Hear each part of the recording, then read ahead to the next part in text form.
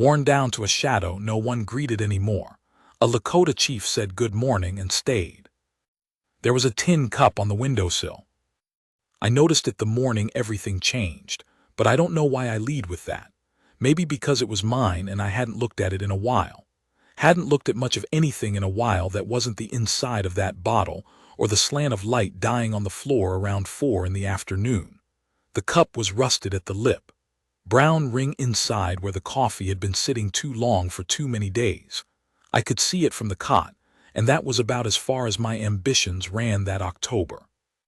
The town of Harker's Crossing, Dakota Territory, 1876. Population 200 and some. Me, I was the doctor, or I had been.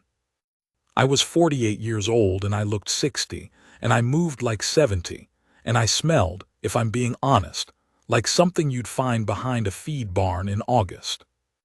I had come to this place 6 years before with a bag of instruments and a certificate from a school in Cincinnati and enough conviction to carry me west. That conviction was not the kind that keeps. I lost it in pieces, the way a fence loses posts to rot slow enough that you don't notice until the whole thing is leaning. I'm not going to make this longer than it needs to be, the telling of how I got low. It wasn't one thing. The territory has a way of grinding a man. A winter that kills 7 children in 2 weeks and there's nothing in your bag for what's wrong with them. A man brought in from an overturned wagon with his legs at angles that aren't angles, and you set them as best you can and he walks with a hitch the rest of his life, and every time you see him in the street you see what you couldn't fix. A wife buried at 31. Fever. 4 days. Gone before anyone could. That's what I keep saying. Anyone could. As if that makes the weight lighter to carry. The drinking started slow, and then was not slow. By that October the town had a kind of understanding with me. They'd send for me when there was nothing else to try, when old Winifred Hatch's boy cut his hand to the bone on a saw, and I'd come and stitch it clean enough and take my $1 and go back to that room above the livery, which was not a proper medical office, which was a room above a livery that smelled of horse and old hay and whatever I'd let go sour in the corner. The stovepipe had a crack in it. Cold came in through the window even with the glass. People in Harker's Crossing didn't greet me anymore. Not the way they used to. That's the thing about becoming invisible. It doesn't happen overnight. It's gradual, same as the fence posts. First they look at you with concern, then with something like pity, then with the particular blankness of people who have decided you are no longer someone they need to carry in their awareness. I'd walk down the main street and men would look through me. Women would look away. I understood it. I was not anything worth greeting. I want to be precise about this because it matters. I had not stopped caring about the work. That's the cruelest thing about how I was. I still woke up thinking about medicine. Still remembered everything I'd ever read and more I'd learned by doing. The knowledge was all there. It was like having a set of fine tools locked in a box you'd lost the key to, and the box was you. The morning I'm talking about, the one with the tin cup on the sill, it was maybe 7 in the morning. I hadn't slept so much as passed out across the cot, boots still on. The fire was long cold. I was lying there looking at that cup trying to remember if I had coffee somewhere or if I'd let that run out too, when I heard something on the stairs. Not the livery stairs. These were outside stairs, ran up the side of the building. Nobody came up those. Delivery boys left things at the bottom. So when I heard boots on those stairs, slow, deliberate, not hurrying, I just assumed I was hearing something else. The cold does things to timber. I closed my eyes again. Then there was a knock. Not loud, not apologetic either. The kind of knock that is simply itself 3 measured raps, nothing asking in it, just announcing. I didn't answer. I wasn't going to answer. There was a pause, then the door opened. Now that door was supposed to be latched. I thought it was latched. Turned out the latch had been broken for some weeks, and I'd been telling myself to fix it and had not fixed it, same as I'd been telling myself many things. She came in and stood just inside the door and looked at the room, and then looked at me without any particular expression on her face. She was not a woman I recognized. That was the first thing. In a town this size you know all the faces, even half-drunk at 7 in the morning, and this face I did not know. She was maybe 50, maybe less, it was hard to say. Her face had the quality of someone who had lived in weather for a long time, which tends to add years that aren't exactly age. Dark eyes. Hair black and streaked with gray, braided, wrapped. She wore a coat that was good quality, not frontier woman patchwork, but a real coat, wool, well kept. There were beads at the collar. She carried a leather satchel over one shoulder that was full enough to pull on the strap. She looked at the room one more time, then she looked at me. "Good morning," she said. Not what I expected. I'd expected nothing, or a request, or an accusation, or a complaint about something I'd done or failed to do. Not good morning. Said plain, like it was the beginning of an ordinary day, and I was an ordinary man in an ordinary room. I stared at her. I probably looked like something a cat had lost interest in. "The stovepipe is cracked," she said, not unkindly. She set the satchel down on the table, the only table which had papers on it and a cup that was not the tin cup from the windowsill and what I believe was a dead moth, and she looked at the stovepipe. "Where do you keep your tools?" I said something, I don't know what. Maybe I asked who she was. Maybe I just made a sound. My voice was not in good shape. "I am Lakota," she said, which in Lakota is Red Cloud Woman, though she was not the Red Cloud you may have heard of. That was a man, a different matter entirely. She said her name like she was used to people needing a moment with it. "I was told you are the doctor." "I'm not," I said, "not anymore." She looked at me steadily. "The boy with the hand, you stitched the hand." 3 weeks ago. He kept the hand. I didn't say anything to that. She pulled the chair from the table and set it a few feet from the cot, and sat down in it without asking, crossed her ankles, and put her hands on her knees and looked at me with an expression that was not quite patience, but was something in that family. Like a woman who has decided something, and is simply waiting for events to confirm the decision. "What do you want?" I said. "I want you to look at my horses." "Of all the things." "I'm not a horse doctor," I said. "I know what you are," she said. "I want you to look at my horses." She had a camp, she told me, 2 miles east of town. A small one she traveled with 2 others, women her age, her kin. She had come to the territory for trade. She dealt in medicines, plant medicines, things she gathered and prepared herself, and she sold them to settlements and trading posts, and to people who would listen, which was not everyone but was enough. She had 12 horses and 4 of them were sick. I told her I didn't know horses. She said, "You know sickness." I said I used to. She looked at me for a long moment. There was something in her face, not pity. I want to be clear about that. I'd gotten enough pity to last me. This was something that lived adjacent to pity but was not it, more like appraisal. The way a man looks at a piece of land he's thinking about seeing what's there, not mourning what isn't. "Come look," she said, "then decide." I don't know why I went. I've thought about it since and I still don't fully understand it. Maybe it was the way she'd said good morning like it was true. Maybe it was just that nobody had talked to me like I was still a person worth talking to in longer than I could account for, and that does something to a man he doesn't expect. I got up, put on my coat, found my bag by the door where I kept it out of habit even now. We went down the outside stairs in the cold morning air, and I breathed it in, and it hit me that I hadn't been outside before noon in some time. The walk out to her camp took maybe 40 minutes. She didn't fill it with talk. We walked, and occasionally she said something about the land, a plant she pointed out, dry and brown in the autumn, and what it did come spring, what you could draw from it, how you prepared it. She said it matter-of-factly, the way you talk about things you know well. I found myself listening, not because I planned to. Because the information was interesting, and my mind, whatever state my body was in, still moved toward interesting information like a dog to a sound. The camp was modest. 2 women came out when we arrived, one older, one younger, both watching me with the same quiet measurement that Luda used. There were tents, a fire going, organized bundles everywhere, the kind of orderly arrangement you see in people who travel constantly and have made a discipline of it. The horses were in a rope corral at the edge of the camp. 4 of them stood apart from the others, dull-eyed, the hair around their muzzles rough and dry. I crouched by the nearest one, put my hand on its neck and felt for the heat, looked at the eyes, the gums, watched the animal breathe for a while. Glanders, I thought. No, closer to strangles, but the glands weren't. I put my hand along the jaw.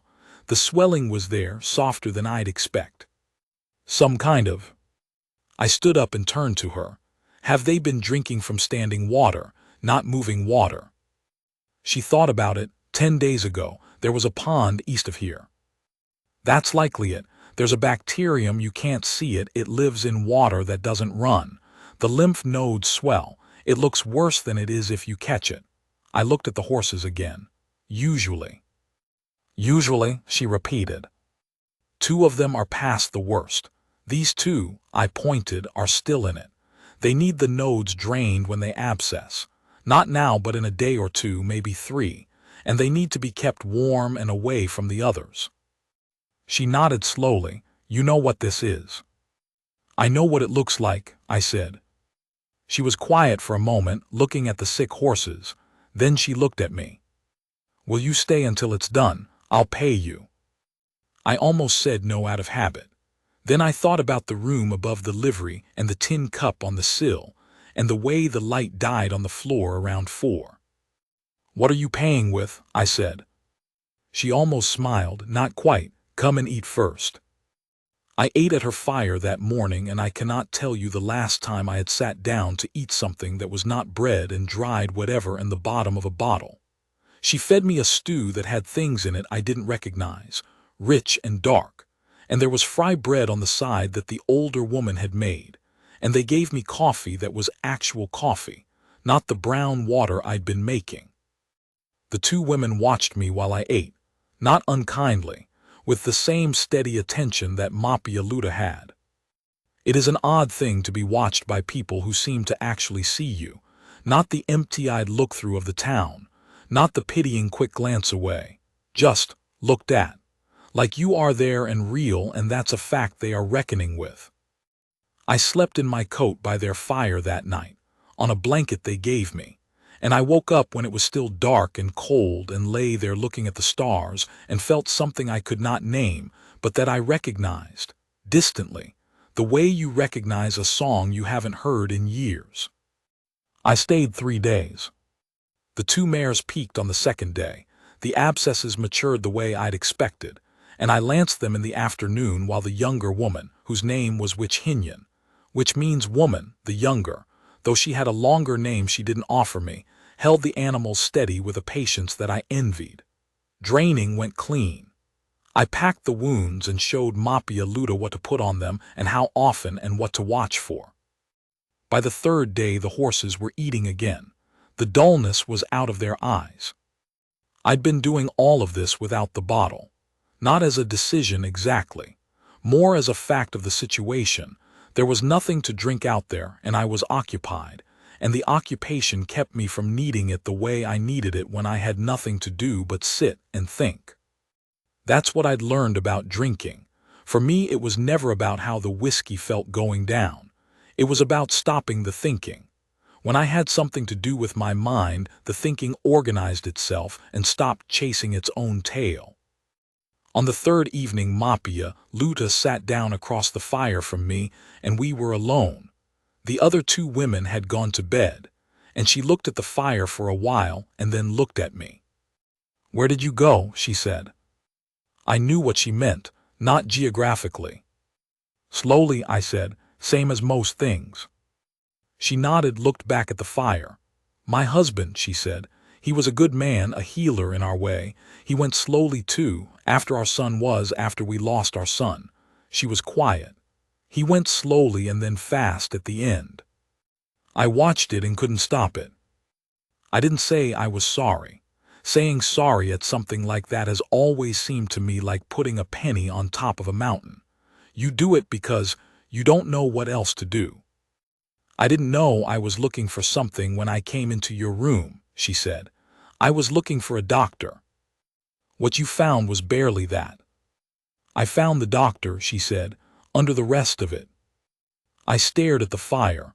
I didn't know what to do with that. I was out of practice receiving anything. Those horses would have died, she said. The two mares.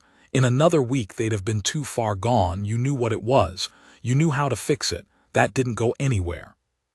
It's one thing to know, I said. It's the first thing, she said. We sat there a while longer. She asked me about the work I'd done before I came west, what it was like to study medicine, what I'd known when I arrived, and what the territory had taught me that I hadn't expected. I talked, haltingly at first and then less so. She listened the way few people listen, wholly, not waiting for her turn to speak, asking questions that showed she'd heard what I'd actually said rather than a version of it. I asked her about her medicines. She talked for a long time. What she gathered when, how she prepared it, what she'd learned from her grandmother and her grandmother's mother, what she'd figured out herself over decades of watching and trying and failing and adjusting. It was, I have to say it plainly, a sophisticated body of knowledge. Not the superstition that men in Eastern medical schools would have called it. Chemistry, in a sense, empirical and careful. She'd seen patterns over a lifetime that no book had cataloged because no one had thought to ask her to write them down. I told her that. She tilted her head. You believe it, she said. Most of your kind don't. Most of my kind don't notice much, I said. You do, she said, when you're paying attention. She said it without softness, just flatly, like it was simply true. I felt the words settle somewhere in me, and the weight of them was not heavy. It was the other thing, the opposite of heavy, the thing that doesn't have a good name. On the morning of the fourth day, they were breaking camp. I watched them work. They were extraordinarily efficient, these three women.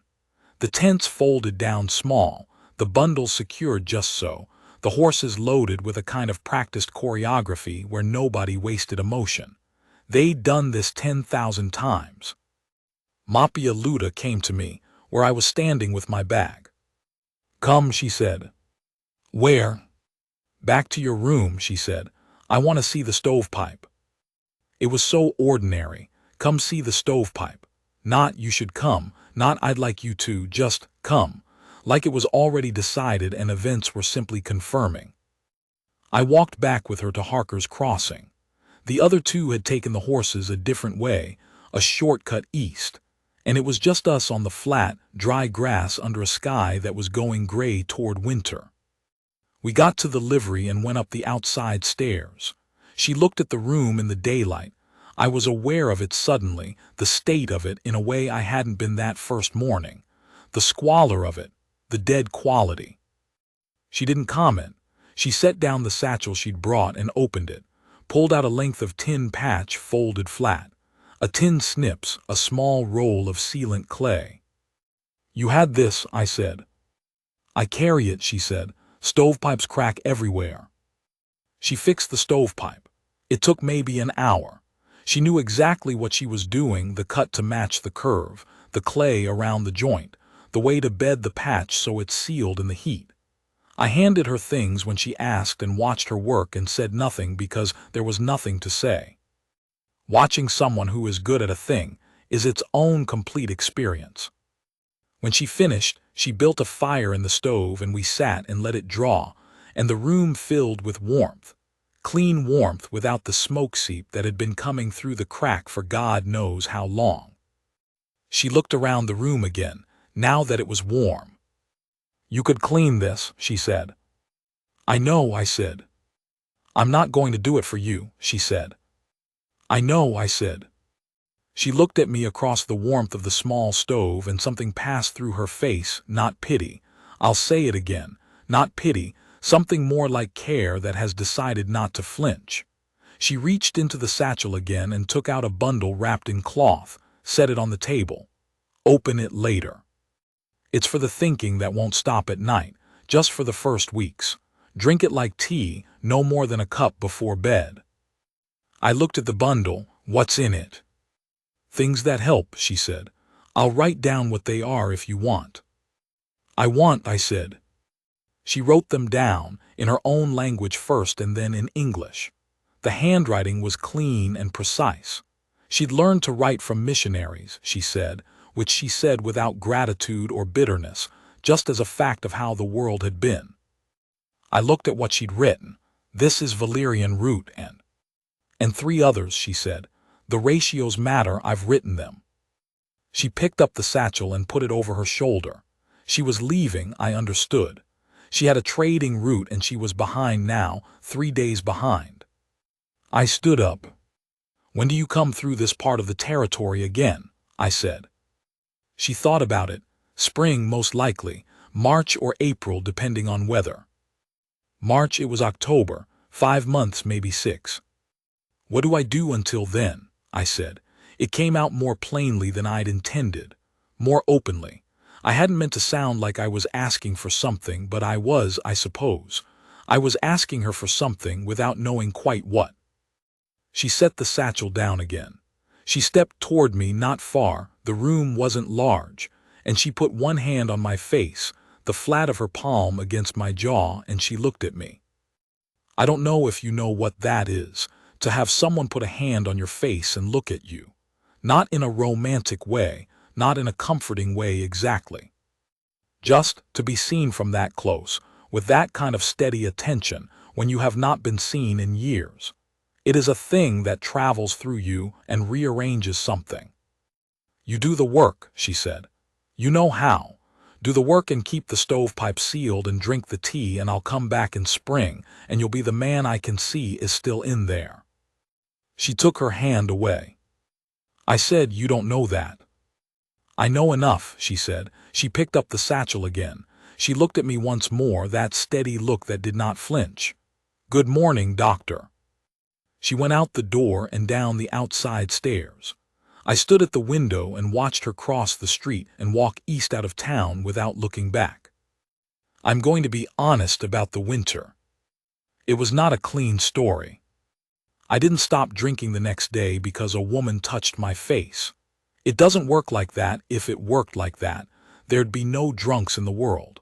I drank her tea at night, and some nights I drank other things too, and some mornings were better than others.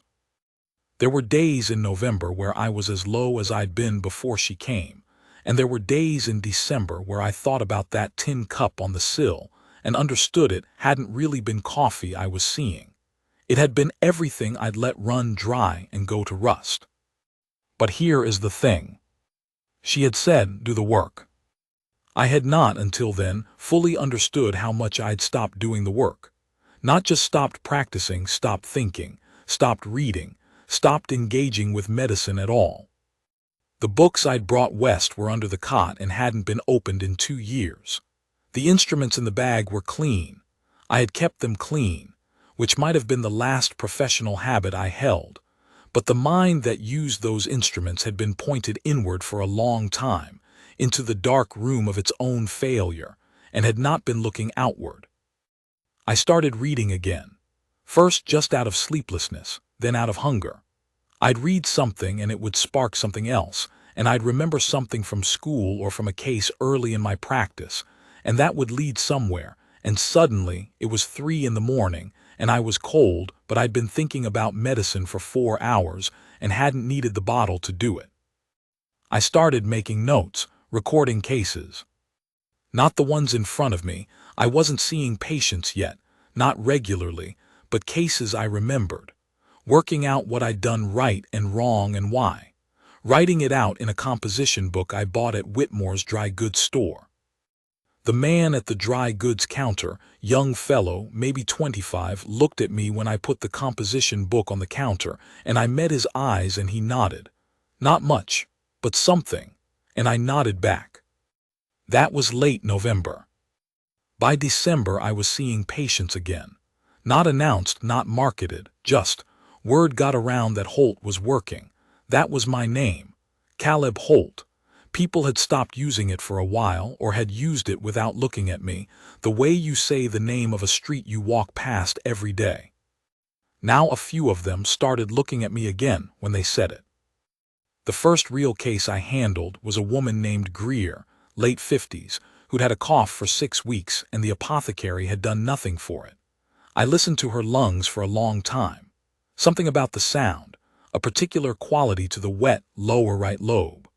I thought about what I'd read in the books Mapia Luda hadn't known. She'd reminded me to open again.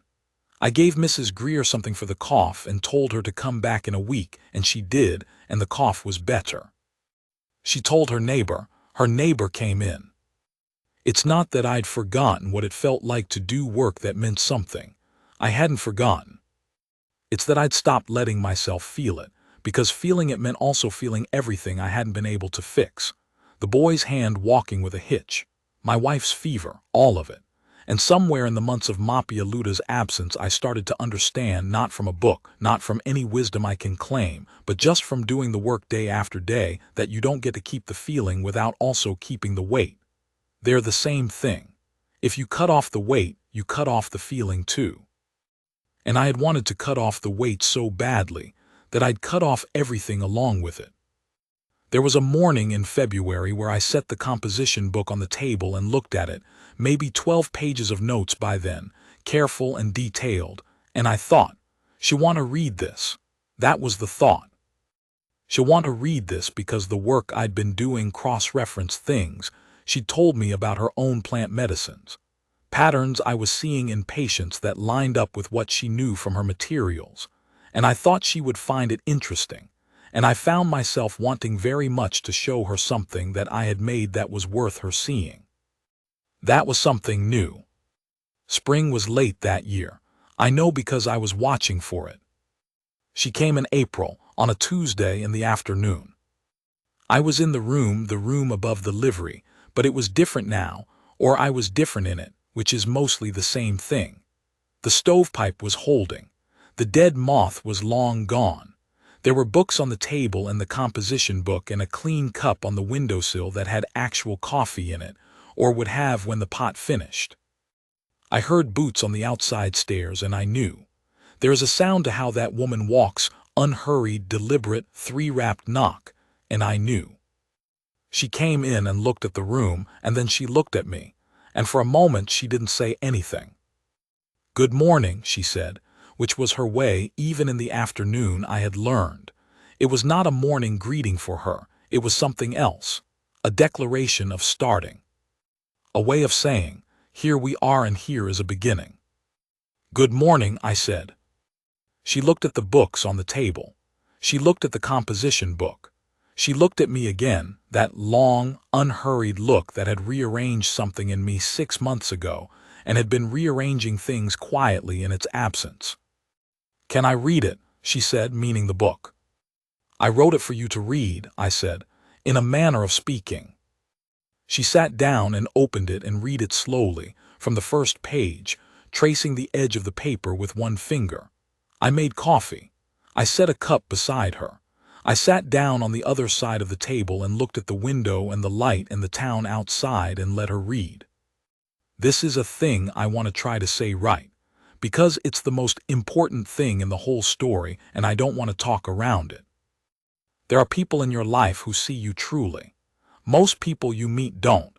They see the version of you that is easiest to see, the version you present, the version they need you to be, or the version they've decided you are. The truly seeing is rare, and it doesn't always come from people you expect. And when someone sees you truly, really looks and understands what's there, the competence and the failure and the grief and the particular way your mind moves through a problem, when someone does that, it is a kind of homecoming. You come home to yourself through being seen. That is what Mapia Luda did for me. Not that first morning, not in one gesture, not with the hand on my face, though that was part of it. It was the whole of it, the choosing to see, the insisting on seeing over the months of that winter even when she wasn't there, because what she'd seen had been real enough to hold its shape in her absence and in mine. She had looked at me in that ruined room, and seen the doctor still in there and said so plainly. And that plain seeing had been a seed I hadn't been able to uproot no matter how bad the nights got. She turned the last page of the composition book and sat with it a moment, her finger on the paper. "The plant and observation," she said, "on page 8. You know it. I use it, I've never seen it written down." She looked up at me. Her eyes were dark and direct and fully present in the way they always were. "This is good work, Caleb." I had been called by my first name before, hundreds of times, but there are ways of saying a name that make it newly real, like the name has been handed back to you intact, with all of its old meaning restored. She said Caleb, and it meant competent and steady, and someone worth coming back to. "I have more," I said. "I'll keep writing them." "I know you will," she said. She put the composition book down and wrapped both her hands around the coffee cup, and we sat in the warmth of the room with the stovepipe sealed, and the spring light coming in the window, and she told me about the winter she'd had, the route south, and then east and back north, the people she'd seen, the medicines she'd traded, a case she'd come across in a settlement west of the Missouri where 3 children had the same rash and she hadn't known what it was. She described it precisely, the way the rash spread, its color and texture, how the children were otherwise. "Ringworm," I said. "Not actually a worm, a fungal infection, looks worse than it is, treats simply." "How?" I told her. She listened. She asked 2 questions that showed she'd already been thinking toward the answer before I finished the sentence. She was, I understood, sitting there in the April light in that reclaimed room with her hands on the coffee cup, one of the sharpest minds I had ever been in a room with, which is not a thing I say easily, and it is not a thing I say about women differently than about men. I mean it the same way I'd mean it about the best doctor I trained under, or the best mind in my Cincinnati class. She was remarkable, and she had spent her life being unremarkable to the people who would have benefited from knowing her. We talked for a long time. When it was getting toward evening, she stood and picked up her satchel, and I stood too, and for a moment we were both standing in the small room with the last of the light, and neither of us said anything. Then she stepped forward and put her arms around me. Not romantically, not the way stories usually go. I want to be accurate. She put her arms around me, and I felt the weight of her and the warmth, and I stood there with my arms at my sides for a half-second because I had forgotten completely. I had genuinely forgotten what it was to have another person hold you in a way that means you are real and present, and I am glad you are here. Then I put my arms around her too. We stood there, and outside the window the town of Harker's Crossing moved in its evening business, and inside it was just the 2 of us and the warmth and the spring light going slow and gold, and I felt something close over in me like a door shutting from the inside, quietly, with intention, not locking anything out but locking something in, something I had given up for lost. She stepped back, she looked at me. Her face had a quality I didn't have a word for. "I'll come through again in July," she said. "I'll be here," I said. She went out, down the outside stairs. I went to the window and watched her cross the street, and I did not feel the watching someone leave feeling I'd expected. I felt something else, the particular feeling of a man who has something to return to. I'm going to end the story there, in April, in that room, because that is where the story turns into just living, and living doesn't need to be narrated. I'll tell you this much. She did come in July, and again in the fall, and the following spring I met her route 2 days east of Harker's Crossing with my bag and my composition book and 3 months of supply. I traveled with her for those months. It was the best medical education of my life. We saw things I couldn't have seen staying in one place, diseases particular to the plains, ways of treating with what the land provides, how bodies respond differently in altitude and cold, what hunger does and what the end of hunger does.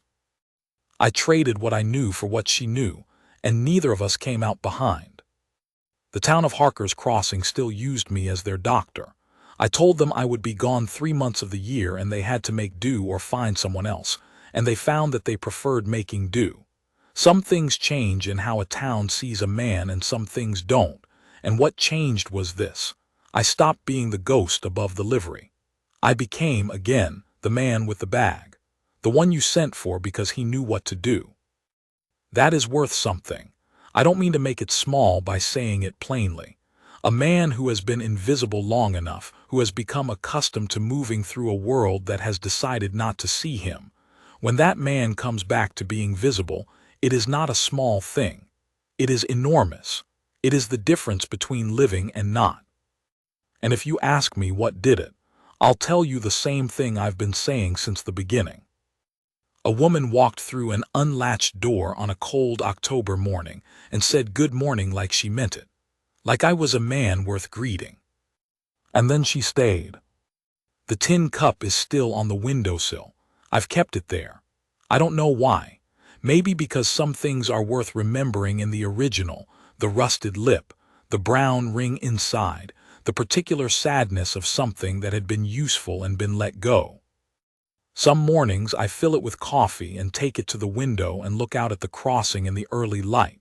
And I am a man with work he loves, with good medicine in his hands, with a woman who chose to see him when he'd stopped expecting to be seen. And that is not a small life. That is everything.